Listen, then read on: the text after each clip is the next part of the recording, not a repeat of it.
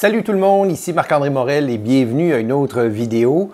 Aujourd'hui, je vous promets un spécial, c'est-à-dire sur l'ego, un sujet qui fait partie de nos vies depuis que l'humain est humain et qu'on fait justement allusion au fait que nous sommes qu'humains quand l'ego prend sa place, prend trop de place, voire même nous fait souffrir.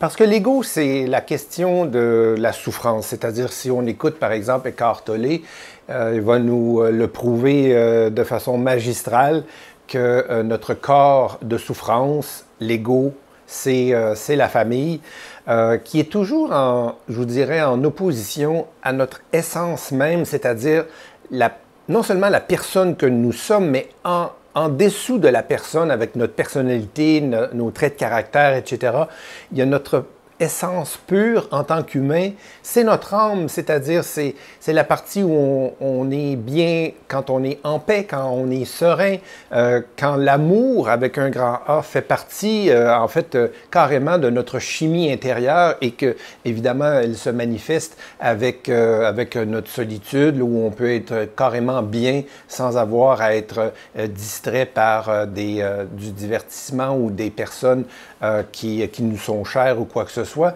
mais aussi dans ce sens-là aussi, bien sûr. Donc, on recherche le bien-être, on recherche le bonheur, on recherche, dans le fond, ce que l'on veut, c'est de se sentir bien. C'est le mantra que nous devrions tous adopter, c'est-à-dire « je me sens bien » ou « je veux me sentir bien ». Mais pourtant, on se laisse prendre, on se fait prendre par cette force vraiment absolument puissante qui est l'ego, qui, elle, va nous faire souffrir éventuellement de façon psychologique, de façon psychique et même de façon physique, parce qu'elle peut évidemment déclencher des émotions, que ce soit du ressentiment, de la colère, etc. Donc, aujourd'hui, j'aimerais vous parler de l'ego, mais dans un cadre bien particulier, parce que sinon, bien sûr, on pourrait y aller pendant des jours, c'est-à-dire l'impact que l'ego a sur nos relations interpersonnelles, c'est-à-dire sur nos relations au travail, nos relations amitiés, nos relations évidemment amoureuses. Alors, écoutez, l'ego, d'abord et avant tout, c'est une chose, c'est-à-dire c'est la séparation. C'est-à-dire, je suis séparé de l'autre, je suis séparé des autres, je suis distinct, je suis isolé, je suis à l'écart, je ne suis plus connecté. Alors qu'en fait, nous sommes tous, bon, bien sûr, c'est un cliché de le répéter, mais nous sommes tous interreliés, mais là où l'ego veut vraiment et réussit bien souvent à prendre sa place, surtout récemment avec, bien sûr, la prolifération du travail à distance, c'est-à-dire du télétravail, où on a peut-être l'impression, l'occasion, même souvent, qu'on peut se débrouiller tout seul, qu'on n'a pas besoin des autres, qu'on est conscient de cette partie-là, mais même de façon inconsciente, que l'on soit entre guillemets, bien sûr, égoïste, c'est-à-dire qu'on pense qu'à soi. On prend la plus grosse pointe de pizza, on va prendre la place de stationnement, on va se faufiler dans la circulation pour ne penser qu'à soi avant de penser aux autres. Donc, les exemples, évidemment, les exemples pourraient s'énumérer par milliers, mais en bout de ligne, ce que ça fait, c'est que ça nous concentre sur nous-mêmes. Et ça, c'est bien différent du narcissisme en passant quand on parle qu'une personne a un gros ego, un ego puissant. Souvent, on pense à quelqu'un qui prend de la place, prend toute la place justement dans une conversation, domine la conversation, va se glorifier, va se vanter, va s'édifier lui-même ou elle-même. Alors que ça, dans le fond, ce sont pas nécessairement des gens qui on pourrait dire que c'est l'ego qui fait ça, c'est le fait qu'ils ont des traits narcissiques. Il y a des gens qui ont même des troubles de personnalité narcissique. C'est identifié dans le DSM-5, c'est-à-dire dans le livre, le lexique des maladies mentales. Donc, c'est finalement des gens qui sont même voire manipulateurs, manipulatrices, c'est-à-dire des pervers narcissiques même, des gens qui veulent carrément nous casser et c'est mieux de fuir. Mais ça, c'est un autre sujet. Vous pouvez aller sur mon site Internet ou sur ma chaîne YouTube aussi. Vous allez voir, il y a des trucs que j'ai publiés à ce sujet-là. Donc, ici, aujourd'hui, l'ego, ce qu'il fait dans une relation, c'est dans une relation et dans nos relations, c'est-à-dire créer cette séparation. Donc ça, c'est un. Deuxièmement, l'ego, c'est identification. L'identification, ce que je veux dire par là, c'est que inconsciemment, je m'identifie, par exemple, à mon travail, à mon poste, à mon titre, à mon salaire, à ma compétence ou mes compétences, à ma position dans l'organisation, à ma position dans la famille, à ma réputation. Je suis l'argent que j'ai gagné, je suis la voiture que je conduis, je suis la maison que j'habite, je suis le quartier dans lequel j'habite. Tout ça, ça se fait de façon insidieuse, bien sûr, mais on le voit bien souvent. Vous savez, bien souvent, on a quelqu'un qui va laisser tomber son trousseau de clés de voiture sur la table dans un café ou sur une terrasse pour qu'on voit le logo de la voiture de luxe. Donc ça, c'est l'ego qui a pris la charge de cette personne-là. C'est pas la personne, c'est pas l'essence de cette personne-là qui est en jeu à ce moment-là, qui fait ce qu'elle fait. C'est-à-dire, c'est l'ego qui a pris la place. Donc ça, c'est bien important de reconnaître que non seulement nous sommes ou nous considérons être, par exemple, les personnes que l'on connaît, des célébrités, les noms qu'on va nommer, qu'on a rencontré telle ou telle personne connue la semaine dernière ou quoi que ce soit, c'est l'ego qui fait le job. Donc, ça va plus loin. Ce n'est pas seulement les choses matérielles ou des choses un peu superficielles comme ça va jusqu'à nos opinions.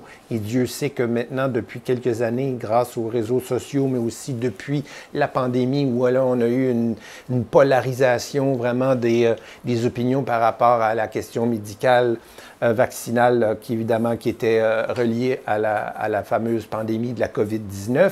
Il en demeure pas moins que là, maintenant, tout le monde a une opinion. Surtout, on est renseigné, on est sur-renseigné, on est surinformé et on veut, inconsciemment, on veut avoir raison sur notre façon de penser, sur notre opinion par rapport à la politique, la société, l'économie, que ce soit la couleur du logo qu'on est en train de dessiner pour notre équipe. Ça peut être même tout simplement la soirée qu'on organise pour la fin de l'année. Ça peut être une célébration, ça peut être quelque chose de très banal, mais dans le fond, on va s'identifier à cette position-là que nous avons sur différents sujets. Et c'est impossible de trouver une personne dans votre entourage, même votre ami d'enfance, qui a 100% les mêmes opinions, les mêmes croyances, les mêmes valeurs, les mêmes positions par rapport à différents sujets. C'est impossible. Cette personne-là que vous êtes unique n'existe pas. Donc, c'est déjà en partant, c'est un chaos à venir et c'est souffrance à venir parce que ce qu'on a remarqué dans les dernières années avec le télétravail, justement, c'est qu'on a développé une pensée psychodogmatique, c'est-à-dire une pensée psychorigide. À cause de quoi? À cause des fameux rituels qu'on développe comme ça, à travailler à notre manière, à notre façon, tout seul à la maison, dans notre bureau, etc. Même si on va quand même retrouver nos collègues de temps à autre au bureau, on n'en demeure pas moins, évidemment, bien conscient que nous allons nous retrouver devant un ordinateur, devant un écran pour faire un appel Teams ou quoi que ce soit. Donc, encore une fois, assez isolé et assez disons, concentré sur notre manière de faire. Donc, ce que ça fait, c'est que ça devient presque plus difficile d'avoir une opinion, disons, souple par rapport à la façon de travailler, une idée par rapport à un projet, la façon de penser de quelqu'un. Sa personnalité comme telle, on devient de plus en plus rigide par rapport à comment les autres sont dans leur nature, dans leur caractère. Donc là, ça commence à prendre beaucoup plus de place. Et ce que les psychologues se sont rendus compte, c'est que maintenant, non seulement il y a cette opposition-là par rapport aux positions justement des autres, c'est qu'on devient, en fait, on se sent heurté par le fait que quelqu'un a une opinion différente de la nôtre. Donc, non seulement heurté, mais là, on va même plus loin, on a même identifié, on a même nommé la chose, c'est qu'il y a des gens qui vont se sentir attaqués personnellement à cause que telle ou telle personne ne pense pas de la même façon que lui ou que elle. Ça va loin. Alors, c'est pour ça que, deuxièmement, donc, c'est la question d'identification. Ce que je vais vous parler aussi aujourd'hui, c'est les signes. Est-ce qu'on peut repérer, par exemple, le comportement d'une personne, que ce soit vous ou une personne qui est épris, justement, qui a finalement lâché prise sur son plein pouvoir et qui a donné les commandes à son ego. Exemple, le conflit.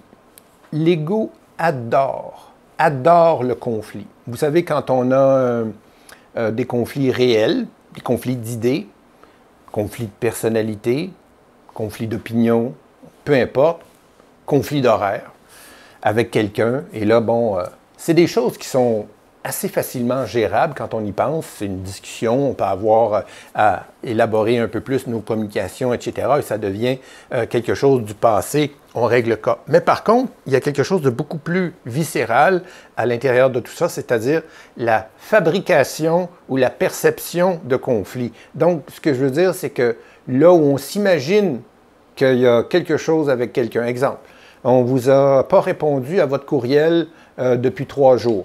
Alors là, vous vous imaginez que c'est à cause que vous n'aimez pas, c'est à cause qu'elle a évidemment, bien sûr, compris que vous n'étiez pas d'accord avec elle à la dernière réunion. Donc là, ça devient quelque chose qui devient un peu, comme on dit, personnel. Alors là, vous allez avoir même un ressentiment ou même la colère qui va monter. Vous allez être le soir à la maison en train de laver votre vaisselle et vous allez penser à cette fameuse personne-là, on va l'appeler Jocelyne. Alors Jocelyne me dit ça, ah, je vais lui dire ça demain, j'aurais dû dire ça aujourd'hui, ah, je vais y écrire un courriel tout de suite, ah, il est 8 heures le soir, il est trop tard, non, je vais y écrire quand même. Alors tout ça pour dire que des fois, évidemment, en bout de ligne, 90% du temps dans ces cas-là, ça n'était rien.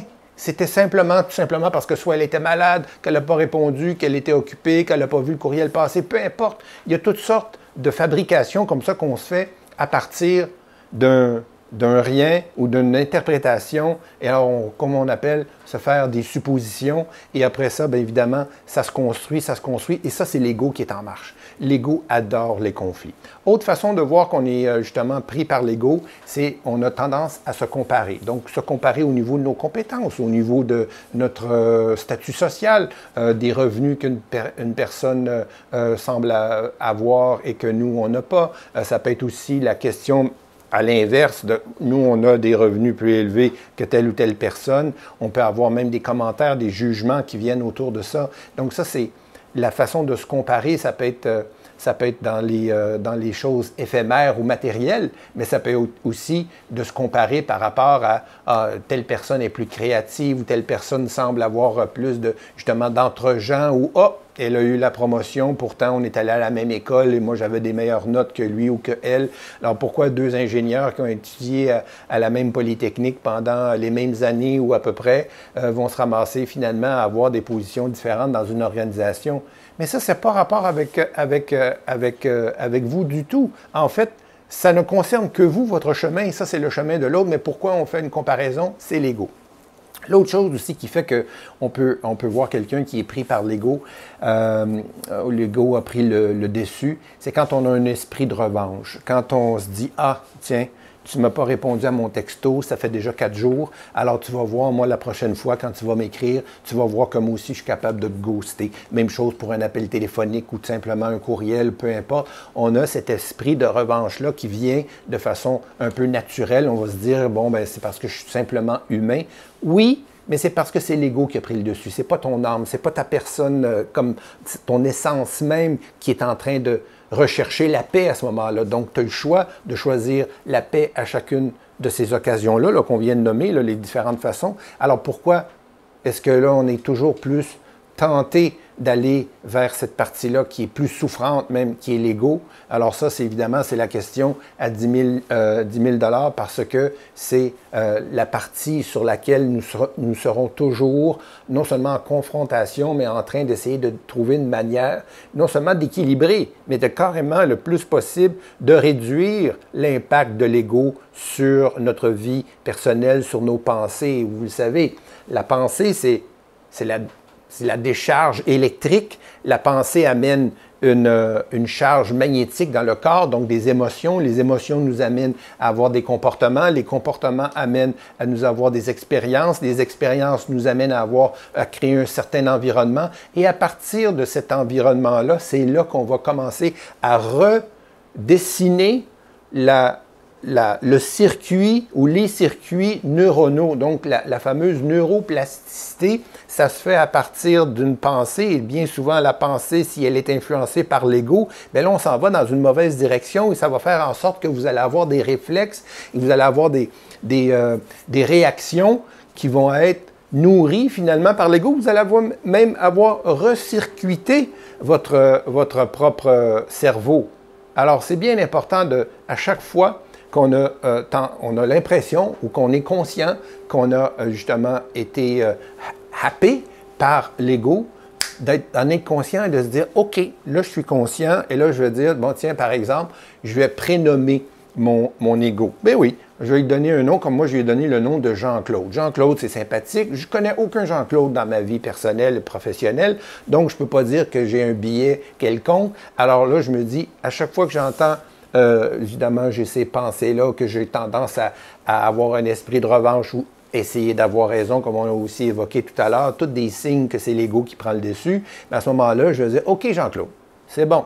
Merci de me faire voir qu'effectivement, que c'est possible que cette personne-là n'a pas raison, que c'est moi qui ai raison. J'apprécie, mais tu sais quoi? Je vais attendre un petit peu, je vais faire mes recherches et puis on s'en reparle demain.